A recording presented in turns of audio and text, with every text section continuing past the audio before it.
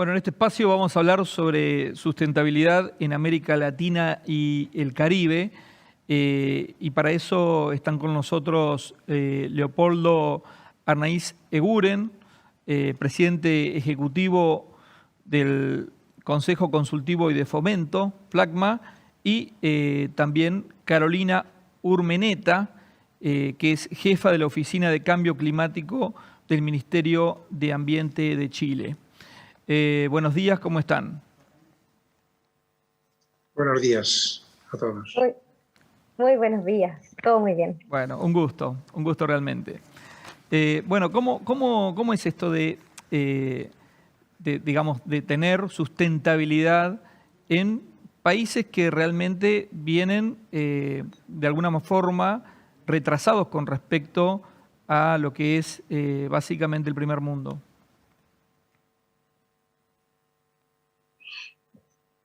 A ver, ¿quién habla el primero? Carolina. Vamos por Carolina primero. Bueno, perfecto.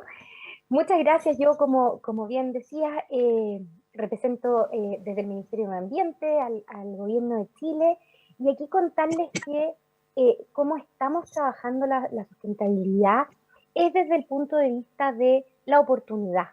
Para los países que, como bien tú decías, estamos en vías de desarrollo, nosotros tenemos que ser capaces de aprender de lo que ya le ha sucedido a otros países y tomar la sustentabilidad como un eje para nuestro desarrollo. En ese sentido, nos pasa además que tenemos un doble desafío, porque el cambio climático, ¿cierto?, que tenemos que buscar disminuir nuestras emisiones, también en general son los países en vías de desarrollo y los menos desarrollados, y ahí toda América Latina y el Caribe estamos bien afectados por el cambio climático y somos muy vulnerables. Por lo tanto, tenemos que, por un lado, avanzar en la mitigación de gases de efecto invernadero, que ahí yo después les voy a contar un poco cuáles son las políticas climáticas que ha estado avanzando Chile, pero también, y muy importante, en la adaptación al cambio climático, que es tomar en cuenta las nuevas situaciones y las proyecciones que tenemos respecto a los impactos del cambio climático que ya estamos sintiendo hoy en día, y poder cambiar, ¿cierto?, nuestras formas de producir y de relacionarnos con la naturaleza de manera de avanzar al desarrollo sustentable. Bueno, por mi parte, comentar, Horacio, que la sustentabilidad realmente es un aspecto, una denominación extremadamente amplia y compleja, en la medida que afecta a muchísimos aspectos. Y aunque siempre hay unas diferencias importantes entre los países, sobre todo los países más desarrollados, la realidad es que nuestro enfoque dentro de los municipios latinoamericanos es que a veces la desigualdad, la economía y la cultura tampoco permiten buscar soluciones que sean absolutamente comparables con Europa, en el caso concreto de lo que estamos hablando. De hecho, bueno, la conclusión final que hemos llegado después de muchas intervenciones es pensar que la solución, que pasa necesariamente porque se produzca una concienciación ciudadana de lo que es el problema de la sustentabilidad y de lo que es la necesidad de tomar acciones concretas en los municipios, en los cuales hay unas variaciones, asimismo dentro de la propia América Latina y en distintas regiones dentro de los mismos países, diferencias importantes de economías y de desigualdades. Y, por supuesto, entre los países también de criterios de competencia, por lo menos a los niveles municipales, que es las que nos afectan a la Federación Latinoamericana de Municipios, en la medida en que no es lo mismo la gobernanza a nivel nacional o estatal que cuando se trata de los municipios con capacidades muy diferentes, siempre en general con recursos escasos, con una preocupación por la descentralización y por la propia estabilidad que deberían tener o conseguirse. Y en este caso, este conjunto de reflexiones nos ha hecho iniciar y plantear que deberíamos llevar esa concienciación en el mismo marco en el que la Agenda 2030, dentro de todos los proyectos, incluidos en este caso las actuaciones para atender el problema del cambio climático, corresponde a los Objetivos de Desarrollo Sostenible. Los 17 objetivos que engloban la totalidad de los aspectos que no afectan solamente al planeta, como se puede entender en muchas ocasiones, sino, por supuesto, a la prosperidad y a las personas. Y en ese sentido entendemos que ese lenguaje único que tiene en este momento los ODS es un elemento clave para que los municipios puedan generar una cultura, en definitiva, de conocimiento y puedan realizar, como consecuencia de ello, una concienciación de las acciones que se tienen que producir y que puedan nacer directamente de los propios ciudadanos y no solamente de los gobiernos. Ahora, Leopoldo, ¿cómo afectó este proceso la pandemia del coronavirus? Bueno, el coronavirus tiene algunos aspectos muy, muy negativos y en muchos países con unos problemas enormes desde el punto de vista de la salud, primero por lo que he comentado antes de las desigualdades y, por supuesto, el incremento que se está produciendo de hambre y de problemas de paralización económica, lo que da lugar todavía a mayores desigualdades. Esos son los aspectos muy negativos. Tienen algunos positivos, porque hay que ser un poco optimista. En este sentido, la pandemia, a nuestro juicio, ha generado 2 o 3 aspectos claves. En primer lugar, que la tecnología y, por lo tanto, la telecomunicación ha permitido una conexión mucho más intensa que la que había antes entre municipios y entre entidades que pueden colaborar con los municipios. En segundo lugar, porque yo creo que todo el mundo, y este cambio tecnológico, la tecnología ya existía, lo que no había era una conciencia de su uso generalizable después del año y pico, lo que nos va a llevar todavía la pandemia, pues está cambiando un poco el modelo, no solamente el modelo desde el punto de vista de la ciudad, de la movilidad, de algunos aspectos claves para la vida del ciudadano, sino también la conectividad que hay y, por lo tanto, en ese sentido va a afectar a muchos aspectos como el aspecto laboral. El segundo característica que a nuestro juicio ha derivado en la pandemia es el interés general por todos en la participación ciudadana. Es decir, hay proyectos que hay situaciones tan complejas que realmente se necesita el apoyo y la colaboración de todos los ciudadanos. Y por lo tanto, esa participación ciudadana de la que siempre se habla, yo creo que en este caso está o va a tener y en los próximos años por mucha mayor importancia. En otras cosas porque lo que hay que detectar, que es un aspecto clave, cuáles son las urgencias, tanto en salud como en hambre, como en actividad o en crecimiento, y cuáles son las necesidades que se pueden atender o se deben atender de una forma justa y, por lo tanto, ayudar donde mayor necesidad hay en ese cumplimiento de la Agenda 2030 y en ese cumplimiento de los objetivos en los que las ciudades, los países y los países más desarrollados plantean la posibilidad de ayudar precisamente a los países en desarrollo con aportaciones económicas en cualquiera de sus proyectos. Por lo tanto, ha tenido aspectos y tiene todavía muchísimos negativos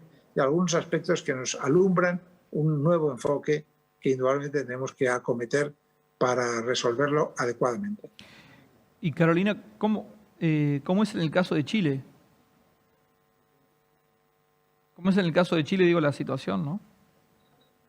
Sí, en el caso de Chile, nosotros, seguimos siendo presidencia de la COP25 y lo que nos pasó con esta situación es que Chile ha trabajado la sustentabilidad con una política de Estado, como bien decía Leopoldo, tomando mucho los objetivos de desarrollo sostenible, y en ese sentido, entre el año 2018 y 2019, siendo presidencia entrante de la COP25, tuvimos un trabajo muy fuerte en Chile para reforzar y establecernos metas ambiciosas basadas en la ciencia y además reforzar la política y los instrumentos para trabajar el cambio climático.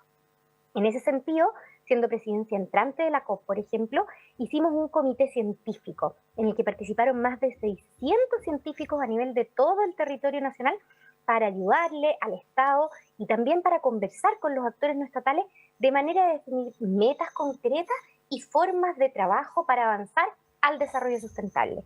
En ese sentido, en enero del año pasado, del año 2020, ingresamos al Congreso un proyecto de ley marco de cambio climático que se está tramitando con suma urgencia y ya en agosto del año pasado fue aprobado en general. Ese proyecto establece la institucionalidad y los instrumentos que nosotros tenemos que hacer para enfrentar el cambio climático y lograr el desarrollo sustentable. Y ahí algo muy importante, ese proyecto establece para Chile la meta de la carbono neutralidad al año 2050. Esta meta que nos ha pedido la ciencia, que tomemos todos los países y que muchos países ya la han tomado, Chile la está poniendo y la está estableciendo de la manera más jurídicamente vinculante que existe, que es mediante una ley. En ese sentido, lo que estamos haciendo nosotros es establecer que todo nuestro desarrollo va a ir en esa mira y, como les contaba al principio, además establece que tenemos que avanzar en la resiliencia al cambio climático. Y ahí quiero tomar también algo que comentaba Leopoldo. La forma de trabajar para lograr el desarrollo sustentable debe ser integral y debe ser inclusiva. Y en ese sentido, este proyecto de ley marco de cambio climático y cómo estamos trabajando en Chile para abordar este desafío, lo que nos plantea es que además de tener a los actores no estatales como es la ciencia, como es las organizaciones civiles, los gremios y las instituciones a nivel municipal, además estamos estableciendo una gobernanza que va más allá de lo meramente el nivel central, sino que nosotros establecemos que debemos trabajar, como ya hemos desarrollado en Chile, comités regionales de cambio climático, que en el fondo es como las provincias o las grandes divisiones del país, y además las obligaciones y oportunidades que tienen los municipios. En ese sentido es muy importante que se establece la obligación de que tanto las regiones como los municipios tengan planes de acción climática, ¿ya? Y esos planes de acción climática van a contribuir al cumplimiento de esta meta que está establecido en la ley. Y contarles además que nosotros en Chile, y por esta gran situación que se dio en Chile siendo presidencia de la COP25, ya presentamos nuestro compromiso intermedio en el camino a esa carbono neutralidad. Esto es el Acuerdo de París. A todos los países parte nos pide presentar nuestras contribuciones determinadas a nivel nacional, que se conocen como las NDC, que en el fondo plantean las metas a 10 años, en este caso al año 2030, respecto a qué vamos a hacer para lograr el desarrollo sustentable y para lograr el objetivo del Acuerdo de París, que es evitar que la temperatura aumente 2 grados, idealmente 1,5.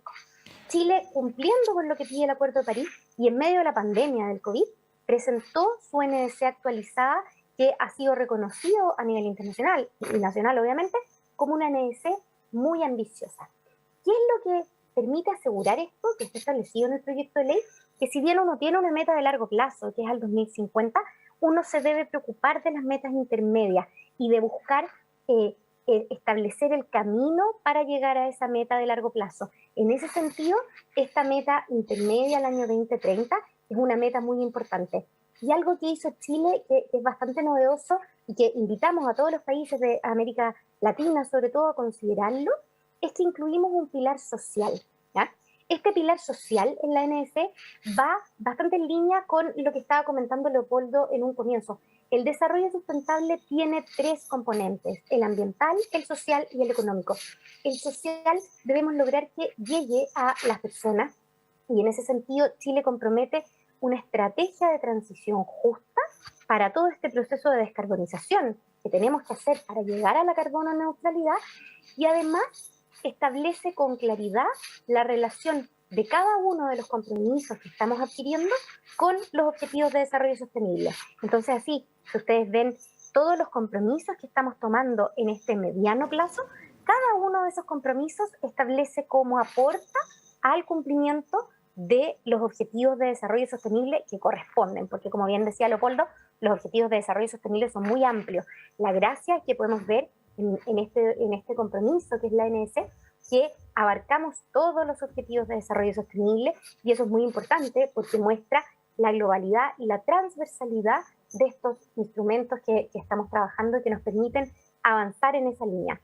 Es bien importante considerar que, tal como establecimos en el proyecto de ley, todos estos compromisos se hacen considerando, además del pilar social, la costo-efectividad. Y ahí, en el caso de Chile, pudimos ver algo muy interesante, y déjenme contarles. La carbono neutralidad para Chile requiere inversiones del orden de 50.000 millones de dólares, pero resulta en ahorros y en beneficios que son del orden de 30.000 millones de dólares sin incorporar los beneficios sociales, con lo que podríamos aumentar 5 veces más esos ahorros que estamos teniendo. Y además, un estudio que elaboramos en conjunto con el Banco Mundial nos demostró que la carbono neutralidad le permite a Chile aumentar 4,4% del PIB al año 2050. Eso es muy importante porque demuestra lo que les estaba comentando al principio, que efectivamente el tomar la sustentabilidad como una base del desarrollo para los países de América Latina y el Caribe puede ser muy importante y es efectivamente una oportunidad que debemos tomar. Bueno, se nos acabó el tiempo, lamentablemente. Muchísimas gracias, muchísimas gracias. La verdad que, bueno, hay muchísimas preguntas sobre el tema, pero bueno, vamos a seguimos con el foro, le agradecemos a los oradores. Enseguida vamos a hablar sobre los desafíos para un futuro sostenible con Vicente Galván López, que es director general de Economía Circular, Consejería de Medio Ambiente, Ordenación del Territorio y Sostenibilidad.